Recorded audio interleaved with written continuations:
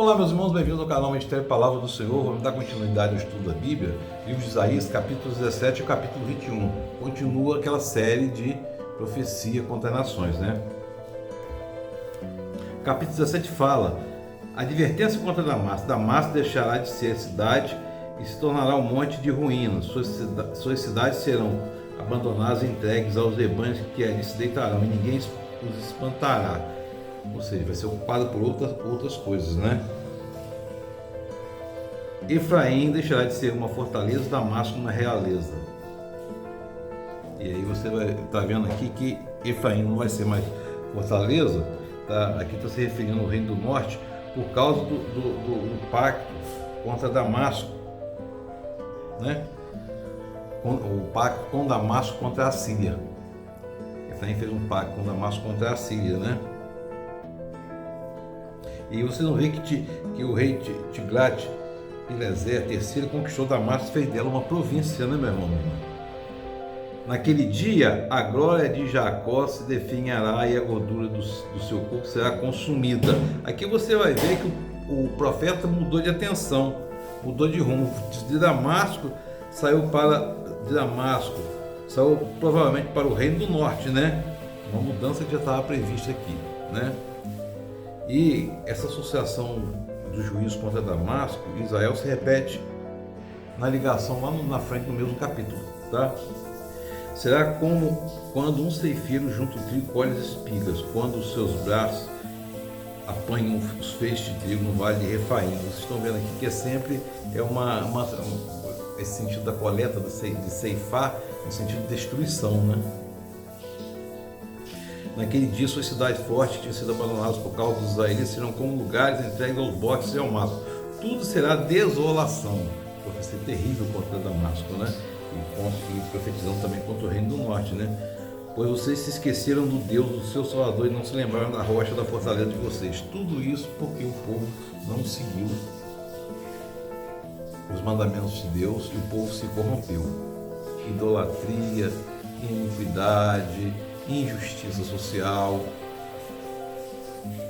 Depois vem a profecia contra a Etiópia. Ai da terra do zumbido dos insetos. Aqui a gente não sabe se esse zumbido dos insetos se refere a insetos propriamente, né? Ou se refere aos exércitos da Etiópia, que eram muito numerosos.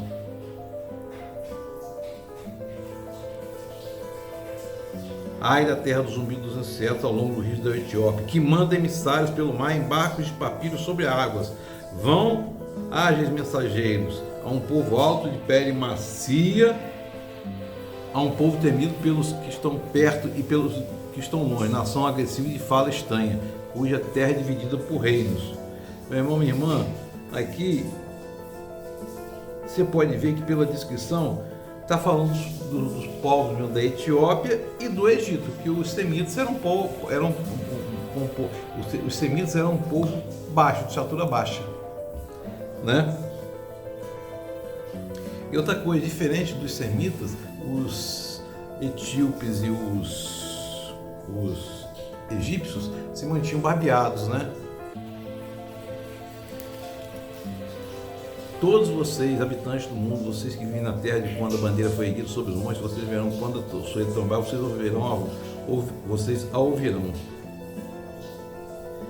Naquela ocasião, dádivas serão trazidas ao Senhor dos Exércitos. E aqui, meu irmão e irmã, naquela ocasião serão trazidas dádivas ao Senhor dos Exércitos. Isso está se referindo aos presentes que foram levados a Ezequias depois da morte de Senaqueribe, né? E os moabitas foram chamados a marchar em tributo a Sião, da parte de um povo alto e pele bem macia, da parte de um povo temido pelos que estão perto e pelos que estão longe, nação agressiva e fala estranha, cuja terra é dividida pelos guias. Dádivas serão trazidas ao monte de Sião, o nome do Senhor. Que está dizendo que depois esse mesmo povo que destruiu, esse mesmo povo vai render-se ao Deus de Israel e vai levar tributos ao rei Ezequias, né? Capítulo 19 fala também de profecias, agora profecias contra o Egito. O Egito originalmente era chamado Kemet, né? que é a Terra Negra. O que se refere a isso? Terra Negra é referente à lama deixada pelo Nilo na época da cheia, que é a causa da fertilidade da terra egípcia. Em contraste com Desret, que é a terra vermelha, que é o deserto, que não tem nada, a pobreza do deserto. Estão percebendo o jogo de palavras aqui?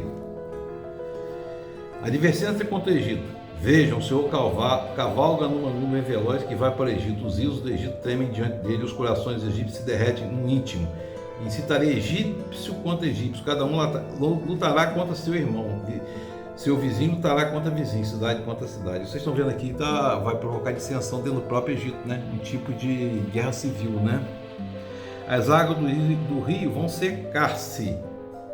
Aqui está falando do Nilo, né? O Nilo vai secar, vai ficar seco, é arruinação, vai ser ruína para o povo, né?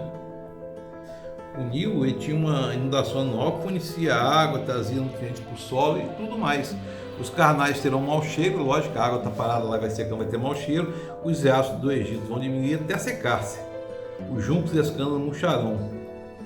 Aí, lá na frente, onde estão agora os seus sábios, que lhe mostrem se é que eles têm conhecimento do que os seus exércitos têm planejado contra o Egito. Estão percebendo aqui que é um desafio que o profeta faz aos sábios do Egito, né? Os adivinhadores do Egito. Naquele dia, 5 cidades do Egito falarão a língua de Canaã e jurarão lealdade ao Senhor dos Exércitos. Uma delas será chamada Cidade do Sol. E aí que vocês vão perceber interessante isso aqui. Aqui uma referência de fato aqui, a gente vai ver aqui judeus morando de fato no Egito, que sempre houve muita controvérsia sobre o êxodo, que época aconteceu, que não aconteceu se os egípcios tinham lá mesmo como escravos os israelitas, né? Isso aqui é uma prova escrita fora as provas arqueológicas, né, de que o povo israelita habitou no Egito, né? Naquele dia haverá, e é interessante esse versículo 23 do capítulo 19, haverá uma estada do Egito para a Assíria, os assírios para o Egito e os egípcios para a Assíria, e os egípcios e assírios cultuarão juntos. Naquele dia Israel será um mediador entre o Egito e a Assíria.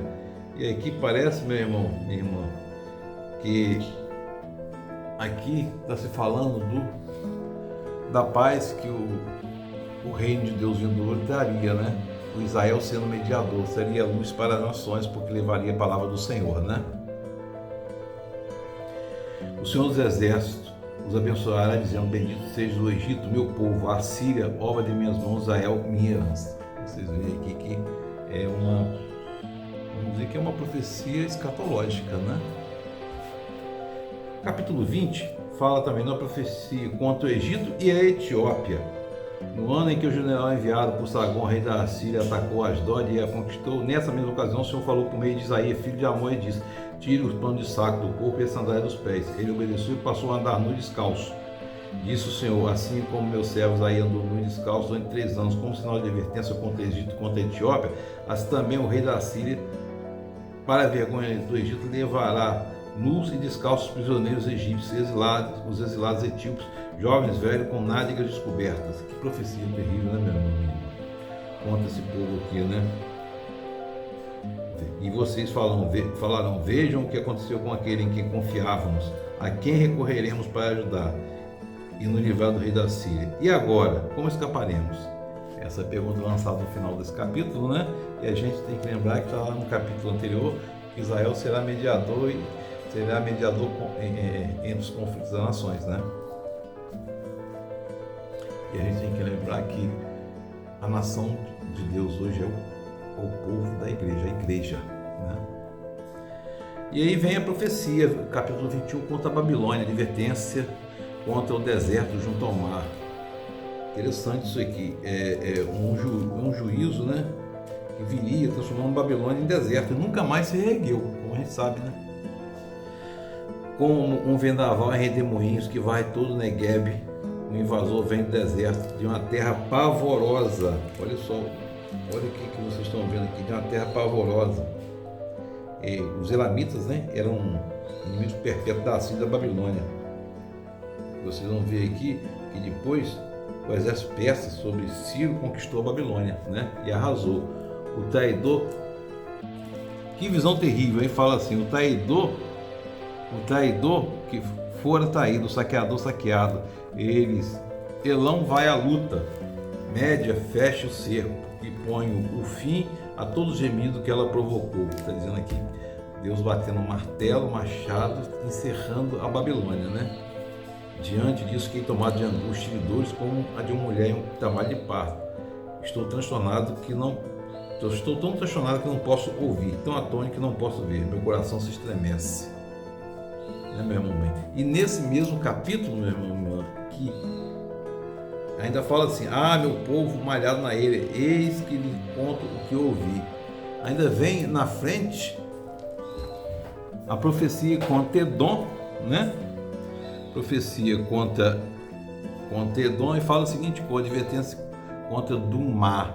Gente de Seir me pergunta: guarda o quanto te falta para acabar a noite. Guarda o quanto te falta para acabar a noite. Guarda o quanto te falta para acabar a noite. Pergunta ao guarda, ao sentinela. E ele responde: logo chega o dia, mas a noite também vem. Se vocês quiserem perguntar de novo, voltem e perguntem. Ou seja, sempre, por mais que demore, acontecerá a profecia, né? E depois tem a profecia ainda, nesse mesmo capítulo, contra a Arábia. A advertência é contra a Arábia. Vocês, caravanas dedanitas que acampam nos bosques da Arábia, tragam água para os sedentos. Vocês que vêm temar, tragam comida para o fugitivo. Eles fogem da espada desembainhada, do arco preparado, da crueldade da batalha. Assim me diz o Senhor, dentro de um ano, e nem mais um dia, toda a pompa de Quedar chegará ao fim. Poucos serão sobreviventes dos flecheiros, dos guerreiros de Quedar. O Senhor Deus de Israel assim falou. Quedar era um local de morada da tribo dos beduínos, né, no deserto da Arábia. E era famosa lá por seus rebanhos, né? Nabucodonosor, o rei da Babilônia, derrotou o povo de Quedar. E depois foi derrotado por Ciro da Pérsia, né, meu irmão? A Babilônia acabou. Que o Espírito Santo de Deus esteja sobre nós, trazendo-nos conforto e certeza do que o Senhor é onisciente, onipresente, onipotente, e que estamos guardados pelo Teu Santo Espírito, em nome de Jesus.